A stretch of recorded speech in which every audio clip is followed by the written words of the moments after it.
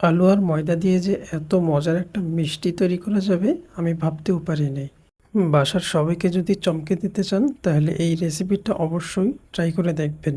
ভিডিওটি শুরু করার আগে বলে নিই, যারা চ্যানেলে নতুন দেখতেছেন প্লিজ চ্যানেলটাকে সাবস্ক্রাইব করে দিন, তাহলে নিত্য নতুন ভিডিওগুলো সবার আগে আপনি পেয়ে যাবেন। আমি এখানে 2টা আলু সিদ্ধ করে নিয়েছি, এখন এগুলোকে গ্রেট করে নেব।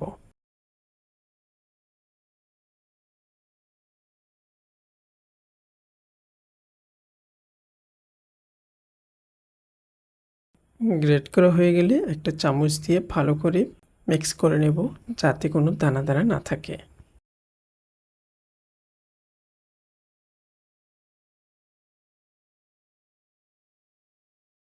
দুইটা আলুর জন্য আমি এখানে হাফ কাপ ময়দা দিয়ে দিলাম। দিয়ে দিব হাফ চামচ বেকিং পাউডার, হাফ চামচ বেকিং সোডা, হাফ চামচ ঘি। ঘি যদি হাতের কাছে না থাকে রান্নার তেলও দিতে পারেন। এখন সবগুলো উপকরণ ভালো করে মিক্স করে নেব।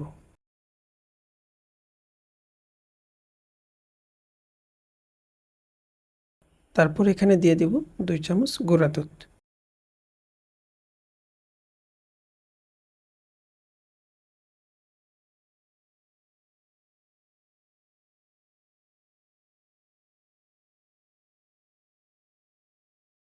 ডো তৈরি করা হয়ে গেছে, এখন ভালো করে হাত ধুয়ে তারপর অল্প অল্প করে নিয়ে রশি বানিয়ে নেব।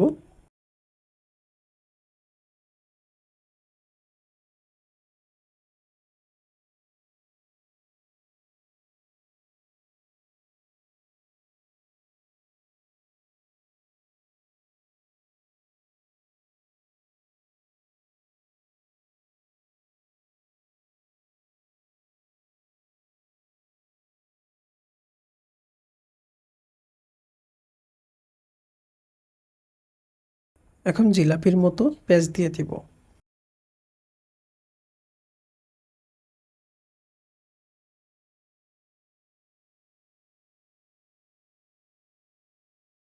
তারপর মাথাটাকে টিপ দিয়ে লাগিয়ে দিব, তাহলে আর ছুটে যাবে না।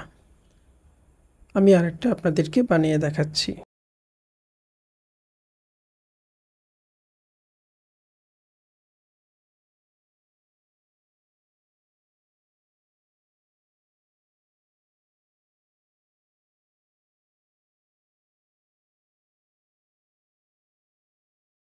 আমি সবগুলো বানিয়ে নিয়েছি, এখন তেলে ভেজে নেব।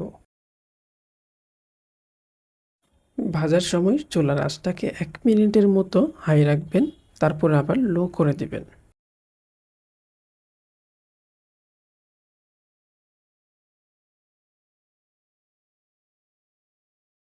নিচের পাটটা ভাজা হয়ে গেলে তারপর উল্টিয়ে দেব।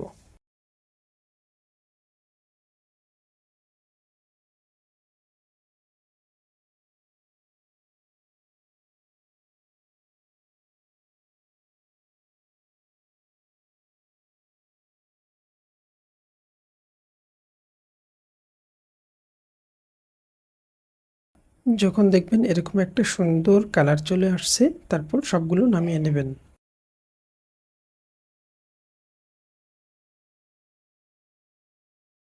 এখন আমি একটা শিরা তৈরি করে নেব, তার জন্য আমি হাফ কাপ চিনি নিয়েছি আর পানি দিয়ে দিব 1 কাপ। শিরাটা একটু পাতলা হবে, বেশি ঘন করা যাবে না। তারপর সামান্য লবণ আর একটা এলাচ দিয়ে বয়েল করে নেব। বয়েল চলে আসলে একটা একটা করে মিষ্টিগুলো দিয়ে 2 মিনিটের জন্য ঢাকনা দিয়ে ঢেকে দেব। 2 মিনিট পর ঢাকনা উঠিয়ে রাখবো।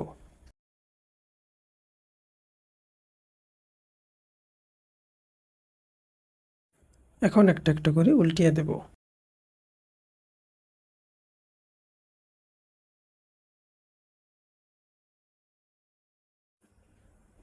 তো আমার মিষ্টিটা কিন্তু রেডি হয়ে গেছে, দেখতেই পাচ্ছেন ফুলে ডাবল হয়ে গেছে। এখন এগুলোকে নামিয়ে আমি 3 ঘন্টার জন্য রেস্টে দিয়ে দেব। তো 3 ঘন্টার পরে এই দেখুন কতটা রসালো হয়েছে, দেখতে কতটা সুন্দর দেখা যাচ্ছে। আশা করি ভিডিওটি আপনাদের কাছে ভালো লেগেছে। যদি ভালো লেগে থাকে তাহলে আমার এই ছোট্ট চ্যানেলটিকে সাবস্ক্রাইব করে বেল আইকনটি বাজিয়ে দিবেন, তাহলে নিত্য নতুন ভিডিওগুলো সবার আগে আপনি পেয়ে যাবেন। সবাই ভালো থাকবেন, সুস্থ থাকবেন, দেখা হবে পরের কোনো ভিডিওতে।